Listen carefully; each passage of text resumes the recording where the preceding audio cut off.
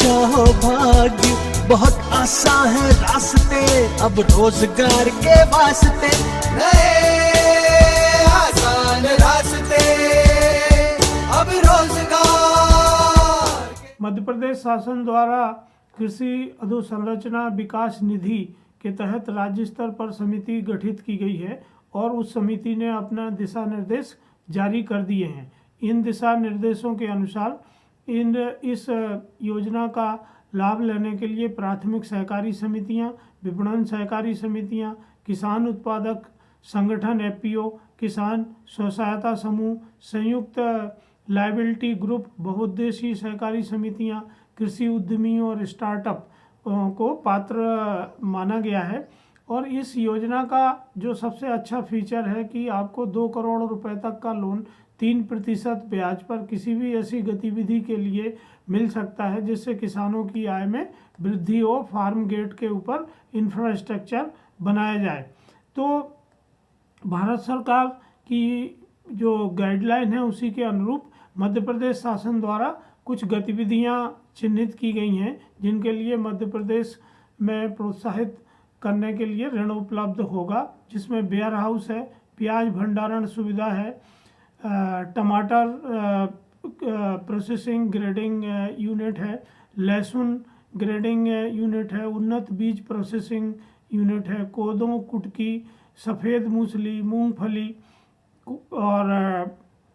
धनिया, संतरा, कद्दू, आलू, केला, टमाटर, सीताफल, इन सब के प्रोसेसिंग यूनिट हैं। सोया उद्योग यूनिट है, आम आधारित उद्योग है, मिर्च, राइस मिल, कंबाइन हार्वेस्टर, मृदा परीक्षण प्रयोगशाला, टिश्यू कल्चर, कृषि सेवा केंद्र और कॉमन सर्विस सेंटर, कृषि व्यवसाय हेतु ई मार्केटिंग के प्लेटफॉर्म आदि के ऊपर इसमें ऋण दिया जाएगा।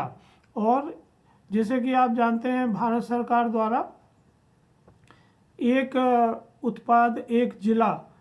का एक प्रोजेक्ट शुरू किया गया है और उसके तहत भी लगभग सभी जिलों ने अपने उत्पाद सेलेक्ट कर लिए हैं, जिसमें आगरमालवा और राजगढ़ द्वारा संतरा, अलीराजपुर सफ़ेद मूसली, अनूपपुर बालाघाट सीधी उमरिया आम,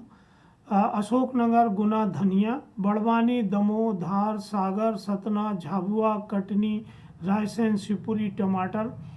बैतूल काजू, भिंड छिंदवाड़ा देवास ग्वालियर मुरैना उज्जैन इंदौर आलू, भोपाल श्योपुर अमरूद, बुरहानपुर केला, छतरपुर रीवा शहडोल हल्दी, जबलपुर हरी मटर, मंदसौर सागर दतिया लहसुन, पन्ना आंवला, हरदा खरगोन मिर्च, होशंगाबाद नींबू, शाजापुर खंडवा प्याज और टीकमगढ़ निवाड़ी द्वारा अदरक की फसल चिन्हित की गई है। मेरा ऐसा सुझाव है कि जो एग्रीप्रोनर्स हैं और जो स्टार्टअप हैं, स्वसहायता समूह के लोग हैं और ख़ासतौर से एफपीओ हैं, इनको इन्हीं उत्पादों के आधार पर अपने प्रोजेक्ट बनाने चाहिए। तो उसमें आपको आपस में लिंक करना बहुत सरल होगा और आपस में लिंक करने के बाद आपको इसमें बिजनेस करने में एक दूसरे के साथ मदद मिलेगी। मध्य प्रदेश सरकार और जिला प्रशासन भी आपकी मदद इसमें बहुत अच्छे से करेगा। तो इसके लिए आपको एक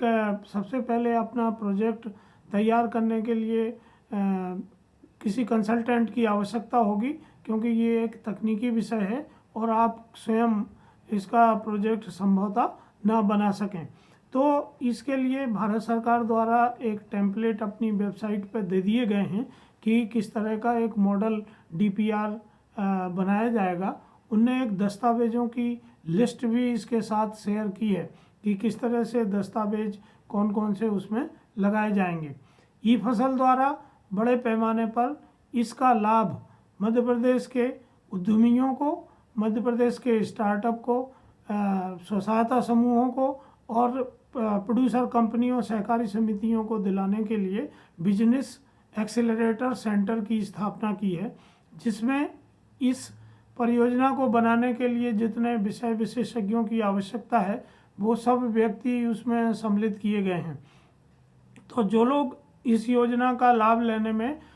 ई फसल की मदद लेना चाहते हैं वो हमसे संपर्क कर सकते हैं। हम उनको उनका डीपीआर बनाने में मदद करेंगे, डीपीआर को स्थापित करने में, संचालित करने में, उनको लिंकेज, बाजार लिंकेज, ब्रांडिंग, इन सब में मदद करेंगे, बैंक से लोन दिलाएंगे और आपकी यूनिट को सफलतापूर्वक लाभकारी तरीके से चलाने के लिए आपके मॉडल का विकास करेंगे। तो ये एक टोटली हैंड होल्ड और टर्न की प्रोजेक्ट होगा जो आप ई फसल के साथ शुरू कर सकते हैं। और जब हम हाथ से हाथ मिला के चलेंगे तो हम लोग अच्छी सफलता प्राप्त कर सकते हैं। और भारत सरकार और मध्य प्रदेश सरकार की मंशा के अनुरूप हम अपने प्रोजेक्ट को स्टेप बाय स्टेप